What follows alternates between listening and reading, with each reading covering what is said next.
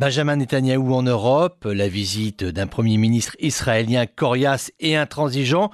Pour Israël, certainement l'homme de la situation. Tel Aviv ne veut pas entendre parler d'une force nucléaire iranienne. Comme souvent, la diplomatie israélienne joue très en amont pour retarder au maximum la montée en puissance de Téhéran. En fait, il y a deux entrées dans le dossier, le factuel et les tendances. Le factuel, c'est la sortie de Trump de l'accord 5+1 et Netanyahou qui a fait la tournée des pays signataires de l'accord pour les convaincre de lui emboîter le pas, empêcher le développement des compétences balistiques iraniennes, tuer dans l'œuf l'atome des Mollahs. Ensuite, tu as les tendances de fond. Les Israéliens sont inquiets pour trois raisons.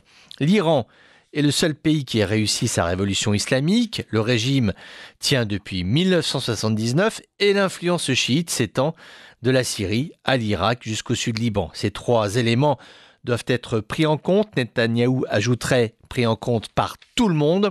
Et c'est pour ça qu'il est venu en Europe pour dire notre intérêt est commun. Personne ne veut d'une planète avec ici un nucléaire iranien et là-bas un nucléaire nord-coréen. Ce qui inquiète plus fondamentalement Tel Aviv, c'est l'émergence d'une puissance iranienne au sens premier du terme. L'Iran, ce pays est doté d'une constitution solide. Les Iraniens sont très nationalistes, très résistants. Ils ont pris tellement de sanctions économiques que maintenant, une plus, une moins, et finalement, ça ne change pas grand-chose. Ce sont des adversaires en capacité de se projeter dans l'avenir, de créer des éléments nationaux, des causes communes, ce qui est loin d'être le cas en Syrie, au Liban. L'Irak sort de la guerre à bout de souffle et les Palestiniens sont dans l'état que l'on sait. Bref, si tu regardes une carte du Proche-Orient, deux nations se dégagent pour dire qu'elles ont de véritables politiques de puissance. Ces deux nations qui se dégagent, c'est Israël et l'Iran. Netanyahou dit aux Européens, c'est ce qu'il a dit en tout cas, il a dit choisissez votre camp, c'est nous ou c'est eux.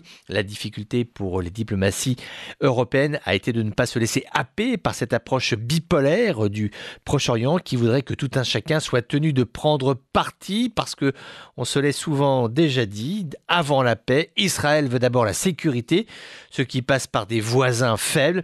La question sous-jacente de cette visite de Netanyahou en Europe est donc la suivante. De quel Proche-Orient voulons-nous pour l'avenir? Un Proche-Orient qui vivrait une paix froide, c'est l'expression usitée par les stratèges israéliens, une paix froide entre Tel Aviv et les États arabes, avec une bipolarité exacerbée avec l'Iran, ou bien pourrions-nous rêver d'un Proche-Orient composé de nations aux rapports de force équilibrés, moins belliqueux? C'est naïf, je te le concède, mais c'est tout de même plus tentant.